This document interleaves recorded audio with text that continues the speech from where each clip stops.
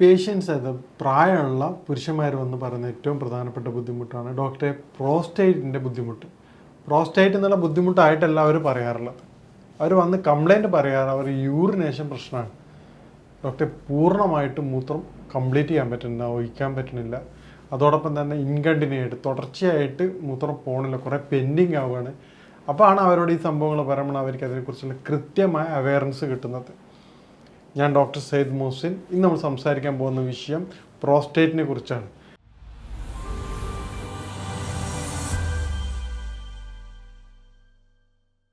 Prostate എന്നുള്ളത് പുരുഷന്മാരിൽ കണ്ടുവരുന്ന ഗ്രന്ഥിയാണ്.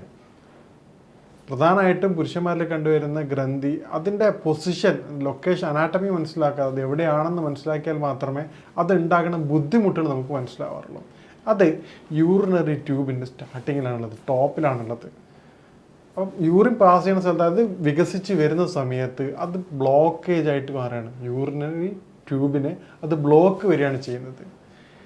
ഇതാണ് പ്രോസ്റ്റേറ്റിൻ്റെ ഏറ്റവും പ്രധാനപ്പെട്ട. ഇത് നോർമലി കണ്ടുവരാറുള്ളത് 50 വയസ്സിന് മുകളിലുള്ള പുരുഷന്മാരിലാണ്. ഇന്ന് ചില പേഷ്യൻസിന് എബോവ് 45 കണ്ടുവരാറുണ്ട്. നോർമലി കണ്ടുവരാറുള്ളത് 50 ഇത് വളരെ സിമ്പിളായിട്ട് കെയർ ചെയ്യുകയാണെങ്കിൽ വളരെ എളുപ്പം തന്നെ നമുക്ക് മാറ്റിയെടുക്കാവുന്നതാണ്. അതേസമയം അത് കെയർ ചെയ്യാതെ അൺകൺട്രോളായി പോയി കഴിഞ്ഞാൽ ഇതിൽ പരം ബുദ്ധിമുട്ടുണ്ടാകുന്ന ഒരു അസുഖം വേറെയും ഇല്ല പുരുഷന്മാർ. കാരണം കൃത്യമായ മൂത്രമൊഴിക്കാൻ പറ്റാത്ത അവസ്ഥ, ഏത് സമയത്തും ഒരു ഡിസ്കംഫർട്ടായിരിക്കും, ഇരിക്കാൻ പറ്റില്ല, നടക്കാൻ പറ്റില്ല, ഏത് സമയത്തും ഒരു ബുദ്ധിമുട്ടായിരിക്കും. ഇനി എന്താണ് അതിൻ്റെ കാരണങ്ങളെന്നും എത്ര ടൈപ്സാണ് അതിൻ്റെ ഗ്രേഡ് എങ്ങനെ മനസ്സിലാക്കാൻ നോക്കാം. പ്രധാനമായിട്ടും നമ്മൾ ഗ്രന്ഥിയുടെ വീക്കത്തിനനുസരിച്ചാണ് അതിൻ്റെ ഗ്രേഡ് കൺഫേം ചെയ്യുന്നത്. സ്റ്റാർട്ടിങ് ഫസ്റ്റ് ഗ്രേഡൊക്കെ ആണെങ്കിൽ വളരെ സിമ്പിളായിട്ട് നമുക്ക് പൂർണ്ണമായിട്ട് മാറ്റിയെടുക്കാവുന്നതാണ്. കാരണം 0 to 30 gram ഉള്ളതാണ് ഫസ്റ്റ് ഗ്രേഡ്. സെക്കൻഡ് ഗ്രേഡ് എന്ന് നമ്മൾ പൊതുവെ പറയാറുള്ളത് 30 to 40. തേർഡ് ഗ്രേഡ് എന്ന് പറയുന്നത് 40 to 60. ഫോർത്ത് ഗ്രേഡ് നമ്മൾ പൊതുവെ കൺസിഡർ ചെയ്യുന്നത് എബോവ് 80 ആണ്. 80 ഗ്രാമിന് മുകളിലുള്ളതാണ് നമ്മൾ ഫോർത്ത് ഗ്രേഡായിട്ട് കമ്പൽസറി ആയിട്ട് പറയാറുള്ളത്. ഈ ഫോർത്ത് ഗ്രേഡ് ആയി കഴിഞ്ഞാൽ നമുക്ക് സർജറി അത്യാവശ്യമായിട്ട് വരാറുണ്ട്. മറ്റുള്ള ഗ്രേഡൊക്കെ നമുക്ക് എന്ത് ചെയ്യാൻ പറ്റും, പൂർണ്ണമായിട്ട് ചികിത്സിച്ചിട്ടുണ്ട് റിവേഴ്സ് ചെയ്യാൻ പറ്റാറില്ല. സർജറി എന്നുള്ളത് ഇതിന് പെർമനൻറ്റ് സൊല്യൂഷൻ അല്ല. സർജറി കഴിഞ്ഞ പേഷ്യൻസിനും ഈ പ്രയാസങ്ങൾ വീണ്ടും ബുദ്ധിമുട്ട് വരാറുണ്ട്. ഇനി ഇതിൻ്റെ കാരണങ്ങൾ നമുക്ക് പ്രോസ്റ്റേറ്റിൻ്റെ ബുദ്ധിമുട്ട് തുടങ്ങുന്നതിന് മുമ്പുള്ള ലക്ഷണങ്ങൾ എന്താണെന്ന് പരിശോധിക്കാം. പ്രധാനമായിട്ടും പ്രോസ്റ്റേറ്റ് തുടങ്ങുന്നതിന് മുമ്പായിട്ട് കണ്ടുവരുന്നത് തുടർച്ചയായിട്ടുള്ള യൂറിൻ ടെൻഡൻസിയാണ്. ബാത്റൂം പോയിട്ട് തിരിച്ചു വരിക, കംപ്ലീറ്റ് ആയിട്ട് യൂറിനേഷൻ ചെയ്യാൻ പറ്റാത്ത അവസ്ഥ, തുടർച്ചയായിട്ടുണ്ടാകുന്ന യൂറിനറി ട്രാക്ക് ഇൻഫെക്ഷൻ, മൂത്രത്തിലുണ്ടാകുന്ന പഴുപ്പ്, അതോടൊപ്പം തന്നെ കൺട്രോൾ ചെയ്യാൻ പറ്റാത്ത യൂറിനേഷൻ, അതായത് പോയി പെട്ടെന്ന് തന്നെ ബാത്റൂമിൽ എത്തുകയെന്ന് തോന്നുന്നത് എന്നാൽ അത് കംപ്ലീറ്റ് ചെയ്യാൻ പറ്റാത്തൊരവസ്ഥ. ഇതിൻ്റെ സമാനമായിട്ട് തന്നെയാണ് യൂറിൻ മറ്റേ പ്രോസ്റ്റേറ്റിൻ്റെ ബുദ്ധിമുട്ട് വരുമ്പോൾ വരുന്നത്. പക്ഷേ അതിൻ്റെ കൂടെ തന്നെ നമുക്ക് മനസ്സിലാക്കുന്നത് വീക്ക്നെസ് ആയിട്ട് വരും. കാരണം ചെറുതായിട്ട് പ്രയാസങ്ങളായിട്ട് വരും, യൂറിനേഷൻ കൃത്യമായിട്ട് പോകാത്ത അവസ്ഥ, തുടർച്ചയായിട്ട് ഉണ്ടാവണം മൂത്രത്തിൽ പഴുപ്പ് കൊണ്ട് ശരീരത്തിന് വീക്ക്നെസ് വരിക, പിന്നെ ബ്ലഡ് പോവുക. അതോടൊപ്പം തന്നെ ഈ ബന്ധപ്പെടാൻ പറ്റാത്ത, മെയിനായിട്ട് കണ്ടുവരാറുള്ളത് സെക്ഷൽ ഇൻ്റർകോഴ്സിന് ബന്ധപ്പെടാൻ പറ്റാത്ത പെയിൻഫുൾ ഇറക്ടൈൽ ഡിസ്ഫങ്ഷൻ, അതായത് പെയിൻഫുൾ ആയിട്ടുള്ള ഇറക്ഷൻ.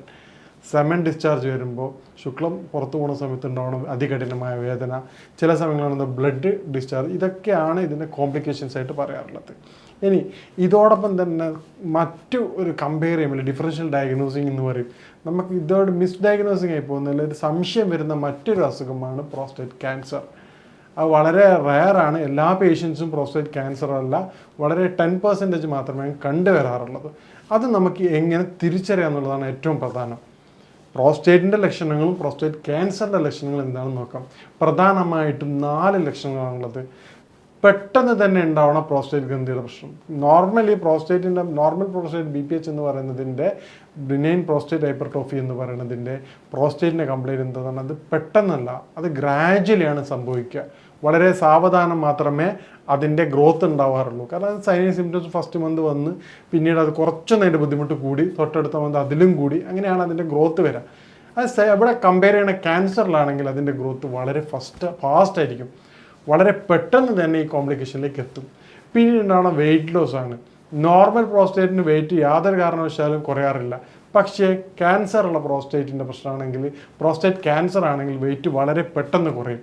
അതോടൊപ്പം തന്നെ ലിംഫ് നോഡ് എൻലാർജ്മെൻറ്റ് ഉണ്ടാവും. ആ ഭാഗങ്ങളിൽ ലിംഫ് നോഡിന് കാലവീക്കം ഉണ്ടാവാറുണ്ട്. മറ്റേതിന് യാതൊരുവിധ ലിംഫ് എൻലാർജ്മെൻറ്റ് ഉണ്ടാവില്ല. ബ്ലഡ് തുടർച്ചയായിട്ട് പാസ് ചെയ്യാറുണ്ട്. ഇതിന് ബ്ലഡിൻ്റെ തുടർച്ചയായിട്ട് ബ്ലഡ് ഉണ്ടാകും, വളരെ റെയറായിട്ട് ബ്ലഡ് പാസ് ചെയ്യാന്നുള്ളത്.